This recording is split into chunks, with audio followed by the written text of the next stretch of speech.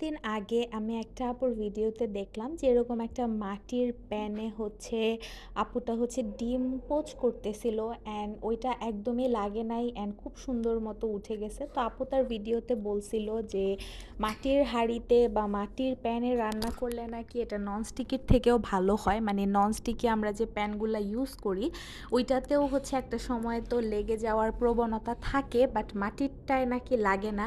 তো তারপর থেকে দেখার পর থেকে আমার খুব কেনার ইচ্ছা ছিল, আমি অনেক জায়গায় খোঁজাখুঁজি করে অবশেষে পেলাম। তো প্রথমে যেটা করতে হবে, মাটির প্যান কিন্তু কিনে এনে ডিরেক্ট ইউজ করা যাবে না।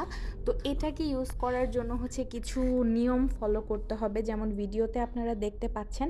আমি প্রথমে এটা ভালো করে হচ্ছে সাবান দিয়ে ধুয়ে নিছিলাম, ধোয়ার পর হচ্ছে এটাকে ধুয়ে একদম ওভারনাইট, মানে আমি রাত 8টায় এটাতে পানিতে হচ্ছে চুবায় রাখছি অ্যান্ড সকালবেলা এটাকে আমি উঠাইছি।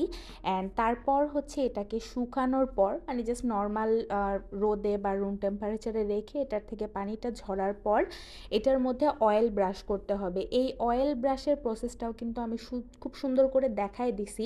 প্রথমে একবার অয়েল ব্রাশ করার পর আমি এটাকে ছাদে নিয়ে রেখে দিছিলাম যতক্ষণ পর্যন্ত অয়েলটা প্যানে অ্যাবজর্ব করতেছে না ততক্ষণ। তো তারপরে হচ্ছে অ্যাবজর্ব করার পর আমি এটাকে আবার আনছি, এনে অয়েল ব্রাশ করছি, টোটাল 3বার আমি এই কাজটা করছি। অ্যান্ড দেন এই দেখেন এটা হচ্ছে আউটলুকটা।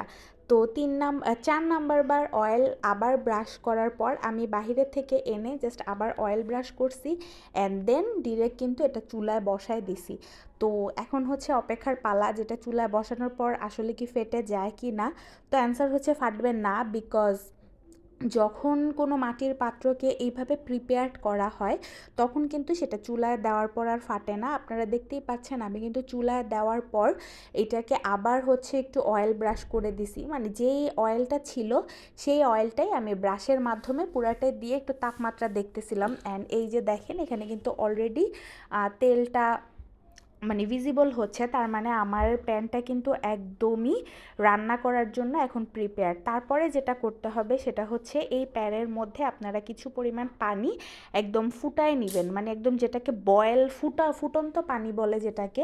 যতক্ষণ পর্যন্ত পানিটা এরকমভাবে ফুটবে না ততক্ষণ পর্যন্ত এটা চুলাতে রেখে দিবেন।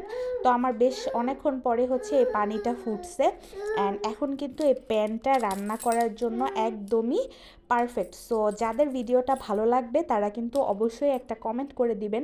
আর এই প্যান্টটা আমি কোথা থেকে কিনেছি সেটা যদি জানতে চান তাহলে কমেন্ট করে জানাবেন, আমি এটা আপনাদেরকে জানাই দিব একটা ভিডিওর মাধ্যমে যে আমি কোথা থেকে কিনছি অ্যান্ড কত টাকা দিয়ে কিনছি। Thanks for watching.